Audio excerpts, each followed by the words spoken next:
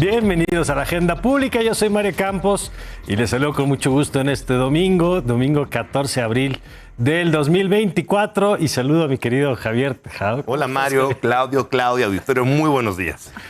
Que está metiendo el desorden. Ahorita van a ver esta mesa, de veras, es más difícil que moderar que algunos debates. Claudio Flores, ¿cómo estás? Muy contento aquí de venir con todo y mis notas, querido Mario. Acordeones fuera de protocolo. Fuera de protocolo. Vas a impugnar. Como en los debates. Vas a impugnar el que tome notas aquí, Claudio Flores. Y Claudia creo que está, no sé si ya está con nosotros. En un momento se incorpora con nosotros. Pero arrancamos la mesa, que ya sabe que en este formato en el que hay días como hoy, que nos vamos a dos bloques incluso porque hay mucho que platicar.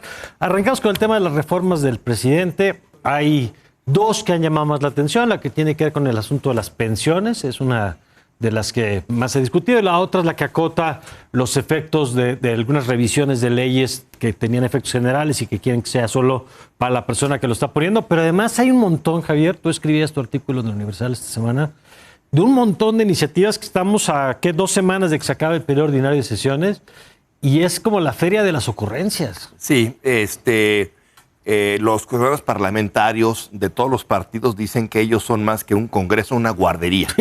Que porque tienen a puros bebés que hay que estarlos cuidando y cambiando los pañales. Ajá. Y de verdad, sí, lo que te deja ver este último, digamos, mes de periodo, una cantidad de ocurrencias brutales. Pero hay que centrarnos en las que traen el aval de presidencia. Las que van a avanzar estas últimas 2 semanas, que es muy curioso, porque generalmente en este periodo de cierre de periodos y en campañas no pasaba nada. Claro. Y aquí hay 3, digamos, de llamar la atención. La primera, que va a pasar el lunes en comisiones y el miércoles en el Pleno, es la de las pensiones. Quieren aumentar, en teoría, las pensiones de la gente, es un anuncio electoral. No sé si en la verdad vaya a suceder, digamos, la van a aprobar, sí, no sé si tenga un efecto práctico.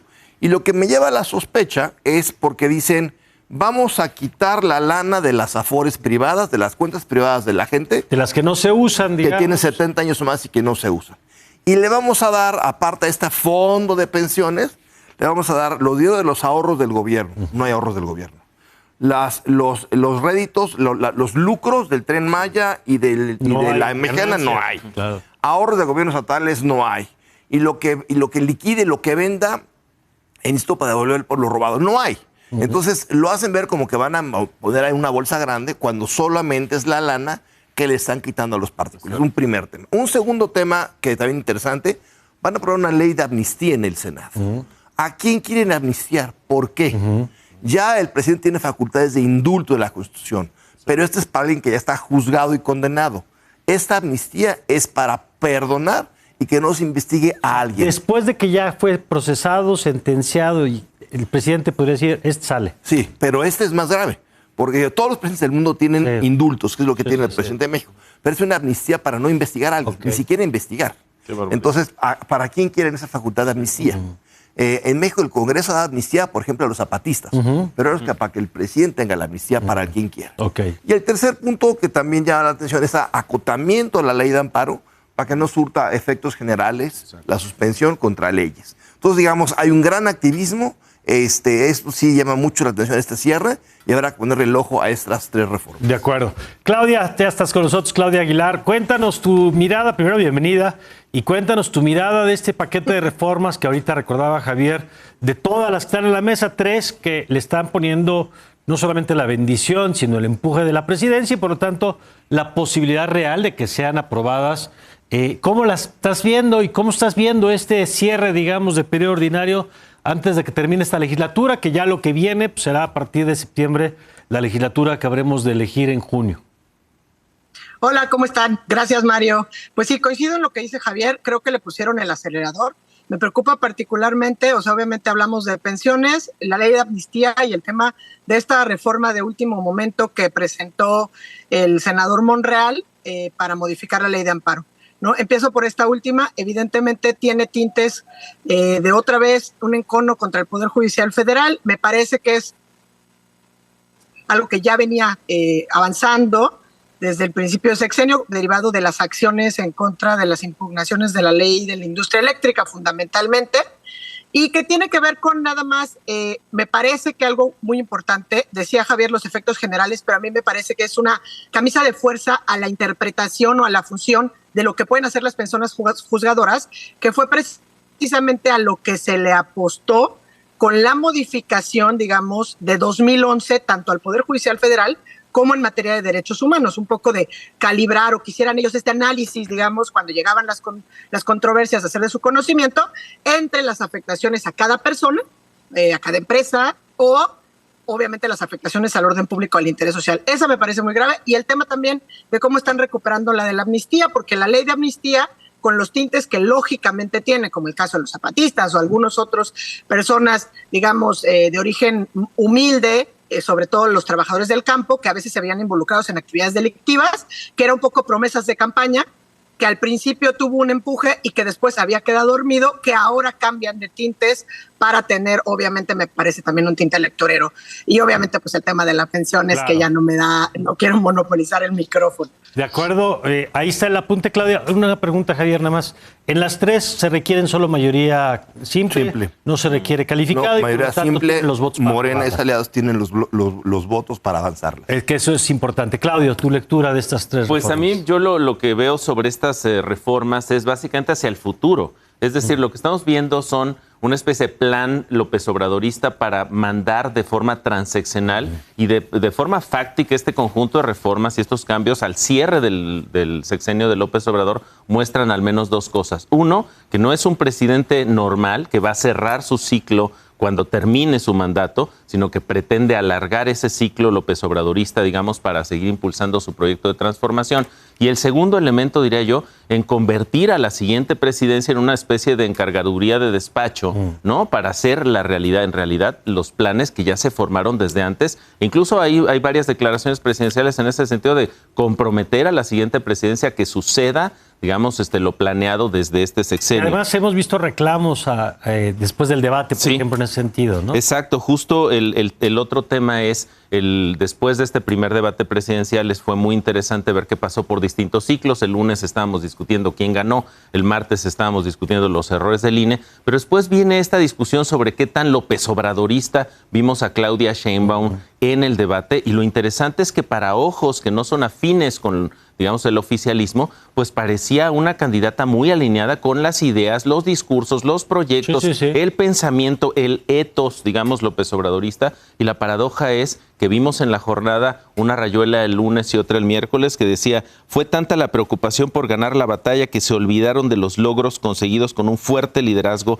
y muchos leales profesionales, que vaya que los hubo el lunes y el miércoles. Claro que tengo padre, sostenía la dorada mano, si no, ¿cómo estaría aquí? Además de estos discursos cuasi religiosos que es muy interesante ver cómo se reproducen en torno al López Obradorismo, ¿no? En torno a la figura de López Obrador, lo que es muy interesante para mí es la demanda del López Obradorismo en la figura, digamos, de Claudia Sheinbaum. Es decir, si ese es el estándar, que para un ajeno al López Obradorismo parecería muy fiel, casi una calca, digamos, en términos de un discurso muy afín con el discurso presidencial, que no haya sido suficiente, me parece brutal. Y habrá que ver entonces en el siguiente debate que vamos a ver. Vamos a ver una Claudia preocupada por ganar el voto indeciso, incluso el voto opositor, o una Claudia ocupada en responder a los mandatos, digamos, de su partido. Ahora, Javier, a reserva de que si quieres agregar algo de esto, pero otro tema de la semana importante es lo que ha pasado con el agua en la Ciudad de México. El tema de Benito Juárez se ha convertido, creo que, en una crisis. Aquí en Foro pues, hemos estado reportando todos los días la situación. Creo que siguen todavía muchas preguntas sobre el origen, sobre el alcance, sobre si ya se puso el control. ¿Cómo lo estás viendo? Algo que es muy local, pero con efectos, me parece, para toda la ciudad. A ver, yo sí creo que es una de las peores gestiones de control de daños, de atención de emergencia por parte de cualquier gobierno que yo recuerde en la Ciudad de México. Primero decían, con las quejas de los vecinos, no hay nada, tómate el agua.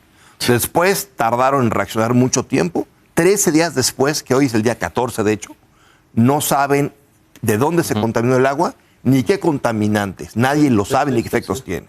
Y ayer te dice el jefe de gobierno de la Ciudad de México, Martí Batres, te dice, pues ya el agua ya se puede tomar, pero recomendemos que no te la tomes. De verdad sí, y siguen habiendo estos olores fétidos de combustibles. Creo que es un error brutal de esa administración, porque en una parte de la ciudad no tienes agua y en la que tienes agua está contaminada. Entonces sí creo que esto va a ser un tema en la elección. Creo que trataron de ellos de monopolizar el tema en la narrativa para fines electorales. Creo que se les revirtió, pero sí ya la preocupación es que cada vez hay más colonias, digamos, contaminadas, afectadas por esto, nadie sabe qué, y no han dicho, nadie ha revelado qué hay en los estudios. Una empresa privada, Basa, dijo que tenía ciertos elementos muy peligrosos esto. Las autoridades, cancerígenos, sí. Las autoridades han dicho que era una exageración eso, pero nadie ha revelado qué tiene esa sustancia. Así es que, pues bueno, toda la Ciudad de México está en una duda tremenda de lo que está pasando y una pésima gestión. Yo creo que para que esto se arregle, yo creo que Martí Batres va a tener que llegar a tomar agua de casa de los vecinos. Pues sí, para generar confianza. Vamos a hacer una pausa. Vamos a regresar con este tema con Claudia, que además lo ha vivido en primera persona. En primerísima persona. Claudia, el tema de la disputa dentro del Poder Judicial también. Todo esto al regresar de la pausa.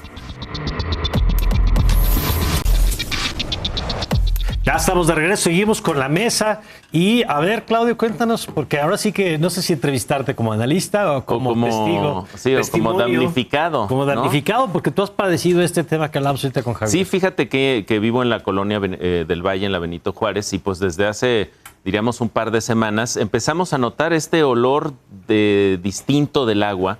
Después se intensificó. Es una mezcla, es un olor raro, pero lo que dirías es que huele a gasolinera. Es como una mezcla entre diésel, gasolina y quién sabe qué tipo de aceites o hidrocarburos.